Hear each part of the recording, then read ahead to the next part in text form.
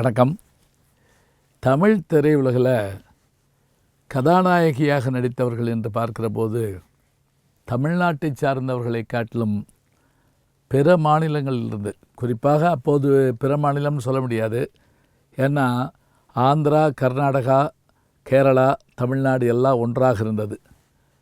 அப்போ சென்னை ராஜதானிங்கிற பேரில் இருந்ததுனால எல்லாருமே தமிழ்நாட்டை சேர்ந்தவங்க மாதிரியே இருந்தாங்க.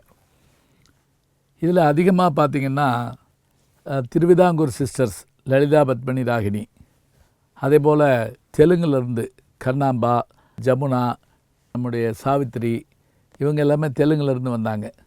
கன்னடத்துலேருந்து பார்த்திங்கன்னா சரோஜதேவி கன்னடத்துலேருந்து வந்தவங்க தான். பின்னாடி பாரதின்னு ஒரு நடிகை, அவங்களும் கன்னடத்துலேருந்து வந்தவங்க தான். அப்போ கர்நாடகா, ஆந்திரா, கேரளா இதிலிருந்து நிறைய நடிகைகள் வந்ததை பார்க்குறோம். வந்து இங்கே ஜெயிச்சும் காட்டினாங்க. அதுதான் பெரிய ஆச்சரியம். சரோஜாதேவியெல்லாம் எம்ஜிஆர் அவர்களோடு ஜெயலலிதாவை காட்டில் அதிகமாக படத்தில் நடிச்சிருக்காங்க. அத்தனை படங்களில் சிவாஜியோடும் அவர்களோடு நடிச்சிருக்காங்க. இப்போ இதே மாதிரி ஆந்திராவிலிருந்து வந்த ஒரு நடிகை நம்ம பற்றி பார்க்க போகிறோம். அவங்க யார் அப்படின்னு சொன்னால், ஆந்திராவில் ஓங்கோல் மாவட்டம் என்கின்ற அந்த பகுதியில் கரிக்காப்பட்டி என்கின்ற ஒரு சின்ன கிராமத்தில் 1926ஆம் ஆண்டு சுப்பராமையா என்பவருடைய மகளாக பிறந்தவர் தான் ஜி வரலட்சுமி, அதாவது கரிக்காப்பட்டி வரலட்சுமி. இவங்களுக்கு 2 சகோதரிகள். இவங்க அப்பா இவங்களை படிக்க வச்சாங்க. ஆனால் இவங்களுக்கு படிப்பில் அதிக நாட்டம் இல்லை. இவருடைய தந்தையாருடைய மரணத்துக்கு பிறகு இவங்க நாடகங்களில் நடிக்க ஆரம்பித்தாங்க. அப்போ இவங்களுடைய தூரத்து உறவினர் ஒருத்தர் வந்து அங்கே ஆந்திராவில் முக்கியமான பகுதிகளில் நாடகம் நடத்துகிறத பார்த்துட்டு அங்கே அந்த கம்பெனியில் போய் சேர்ந்துக்கிட்டாங்க. அப்படி சேர்ந்தபோது அப்போது இருந்த நாடகங்கள் எல்லாம் பெரும்பாலும் பார்த்திங்கன்னா பாதுகாப்பட்டாபிஷேகம், அதே மாதிரி சக்குபாய், ராமாயண கதைகள், கிருஷ்ணலீலா, இந்த மாதிரி நாடகங்களில் இவங்க நடிச்சிட்டு இருந்தாங்க. அப்போ ஒரு முறை இவங்க ஒரு நாடகத்தில் நடிச்சிட்டு இருந்ததை டிஎஸ் பிரகாஷ் ராவ் என்கிற இயக்குனர் பார்க்குறாரு. பார்த்த உடனே அவருக்கு இவங்களுடைய நடிப்பு பிடிச்சி போகுது. உடனே இவங்களை சென்னைக்கு வரவழைக்கிறார். இவங்க சென்னைக்கு வந்தாங்க. அவருடைய முதல் ஒரு நகைச்சுவை படம் ஒன்று, அந்த படத்தில் நடித்தாங்க. ஆனால் பெருசாக புகழ் பெற முடியல. அப்போ என்ன பண்ணாங்கன்னா, அந்த நேரத்தில் பானுமதி, அதே போல் மற்ற நடிகைகள் எல்லாம் சிறப்பாக இங்கே வெற்றி பெறதை பார்த்தாங்க. நம்ம இதில் ஜெயிக்க முடியாதோ, கண்ணாம்பா, பானுமதி போன்றவர்களுக்கு நடுவில் ஜெயிக்க முடியாதோ என்கின்ற ஒரு எண்ணம் இருந்தது. என்ன பண்ணாங்க, இவங்களுக்கு ஹிந்தி தெரியும், அதனால் பாம்பே போய் ஹிந்தி படங்களுக்கு குரல் கொடுக்க ஆரம்பித்தாங்க. டப்பிங் ஆர்டிஸ்டாக இருந்தாங்க. பிறகு மீண்டும் சென்னைக்கு வந்தாங்க. வந்து அவங்க பிரகாஷ் ராவ் அவரே திருமணம் பண்ணிக்கிட்டாங்க. 2 குழந்தைகளும் பிறந்தன. அதுக்கு பிறகு இவங்களுக்கு ஒரு ஆச்சரியம் என்னென்னா, சி புள்ளையா என்கிற ஒரு டைரக்டர் வந்து இவரை ஒரு படத்தில் நடிக்க வைக்கிறாங்க. இவங்களுக்கு பெரும் புகழை தேடி தந்த படம்னு பார்த்திங்கன்னா, இவங்க நான் பெற்ற செல்வம் என்கின்ற படத்தில் சிவாஜி அவர்களுக்கு ஜோடியாக நடிக்கிறாங்க.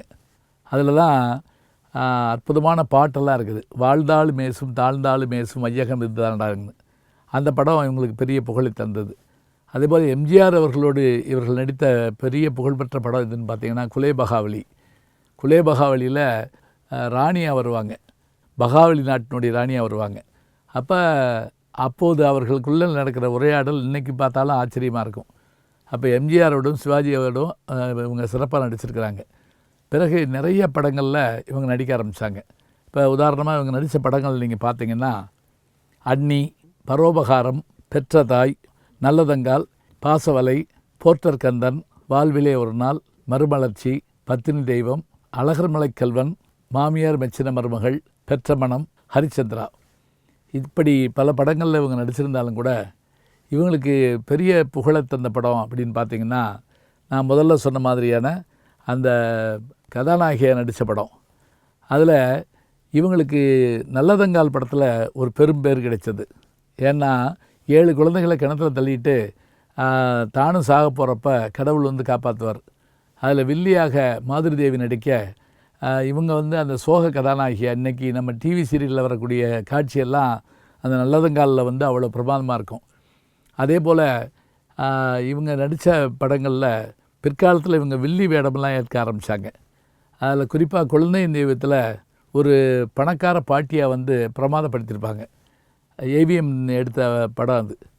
அதே போல் இவர்களுடைய இன்னொரு படம் என்னென்னு பார்த்தீங்கன்னா, வீட்டுக்கு ஒரு பிள்ளைன்னு ஜெய்சங்கர் படம். Jaishankar double act. அது ஹிந்தியில் சாவன் பாதன்னு வந்த படம். அதை தமிழில் வீட்டுக்கு ஒரு பிள்ளைன்னு பண்ணியிருப்பாங்க. அதுலேயும் இவங்க வில்லியாக நடிச்சிருப்பாங்க. இவங்க தயாரிப்பாளராகவும் இருந்தாங்க. ஹரிச்சந்திரா படத்தை இவங்க தான் தயாரித்தாங்க. அதில் அந்த படத்தை நிறைய சிரமங்கள் ஏற்பட்டாலும் கூட அந்த படத்தை தயாரித்து வெளியிட்டாங்க. சிவாஜி அவர்கள் நடித்த அந்த படம் அது. இப்படி நடிக்க வந்து நடிகையாகி கதாநாயகியாகி பிறகு வில்லி பாத்திரங்கள் எதிர்நிலை பாத்திரங்களை நடித்து பட தயாரிப்பாளராக இருந்து என்று தன்னுடைய வாழ்நாள் முழுவதும் தமிழ் திரையுலகிலே தனக்கு ஏற்ற அளவில் பெரிய சாதனைகளை புரிந்தவர் யார் என்று கேட்டால் ஜி வரலட்சுமி அவர்கள்தான். ஏன்னா இன்னொரு வரலட்சுமி இருக்காங்க. அவங்க பேர் எஸ் வரலட்சுமி. அவங்க நல்லா பாடக்கூடியவங்க. ஜி வரலட்சுமியுடைய வரலாற்றில் இத்தனை செய்திகள் இருக்குது. இன்னும் கூட ஒரு பெண் முயற்சி செய்து ஒரு மாநிலத்திலிருந்து இன்னொரு மாநிலத்துக்கு வந்து சாதித்து காட்டியிருக்கிறார் என்றால் அத்தகைய பெருமை ஜி வரலட்சுமி அவர்களுக்குத்தான் உண்டு. நல்ல செய்திகளை நாளும் சிந்திப்போம், நாளை சந்திப்போம். அன்பிற்கினிய யூடியூப் நேயர்களே, நீங்கள் என்னோடு இன்னும் நெருக்கமாக தொடர்ந்து வர வேண்டும் என்று சொன்னால் இன்ஸ்டாகிராம், ட்விட்டர் போன்ற பதிவுகள்லையும் என்னை நீங்கள் தொடருங்க. பின்தொடர்ந்து வாருங்கள். நாம் எல்லோரும் முன்தொடர்ந்து செல்வோம்.